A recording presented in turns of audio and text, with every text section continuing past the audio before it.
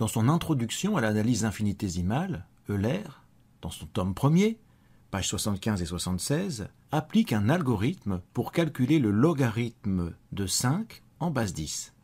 Il nous dit, je cite, « C'est de cette manière que Briggs et Ulac ont calculé la table ordinaire des logarithmes.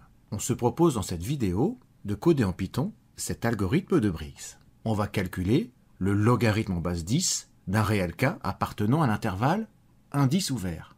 Et dans un script logarithme.py, on va tout d'abord écrire une fonction Briggs qui prend comme argument le réel k et qui renvoie une valeur approchée de log de k en base 10 par la méthode de Briggs.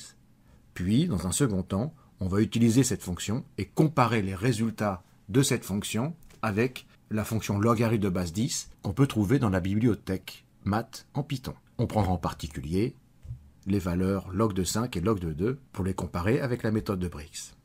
Le tout avec notre TINSPIR CX de TCAS.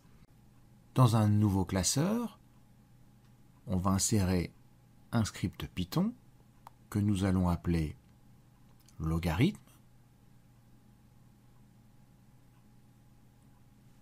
Puis commençons par importer la bibliothèque math afin de pouvoir utiliser la fonction racine carrée et surtout la fonction logarithme en base 10 en écrivant from math import étoile qu'on peut trouver en appuyant sur menu, 5 pour accéder à la bibliothèque math et 1 pour l'importer.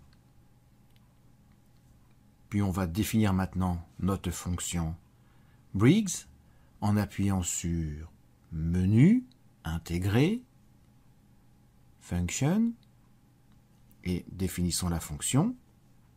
Donc nous allons l'appeler Briggs, et elle prend comme argument k.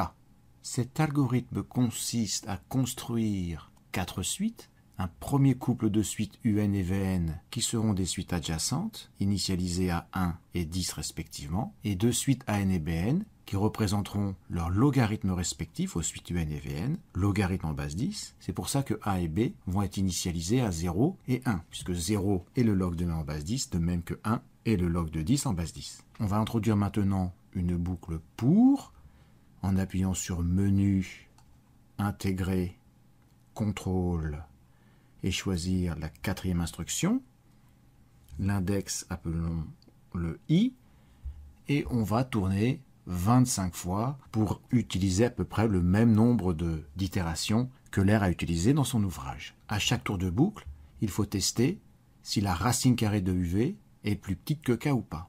On va donc introduire un test conditionnel en appuyant sur menu, puis comme d'habitude, intégrer, contrôle, et choisir la seconde instruction, if else.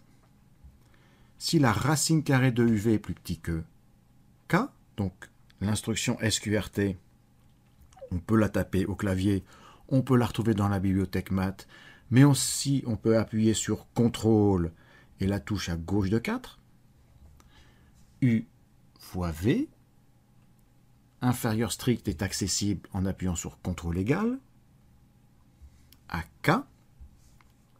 Dans ce cas, U va prendre la valeur racine carrée de UV.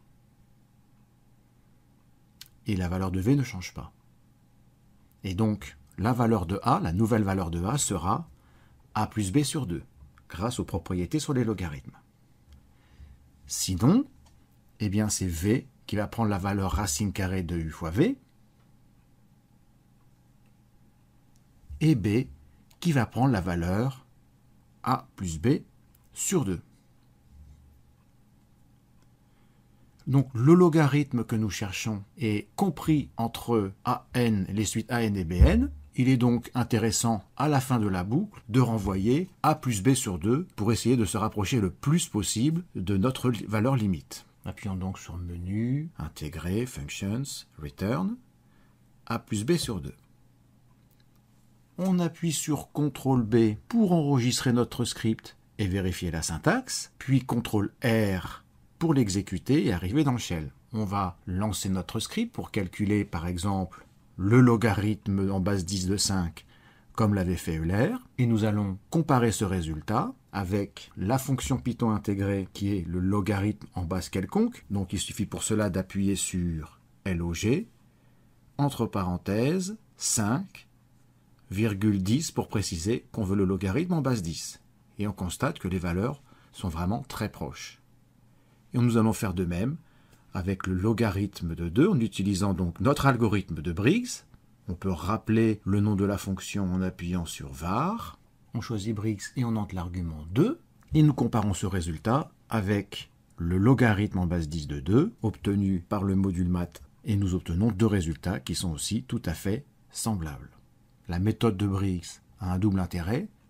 Elle est facile à écrire sous forme d'algorithme. Elle utilise des suites adjacentes et permettait à l'époque de calculer une valeur approchée des logarithmes, puisqu'on sait très bien calculer des racines carrées à la main avec tous les algorithmes d'extraction de racines carrées.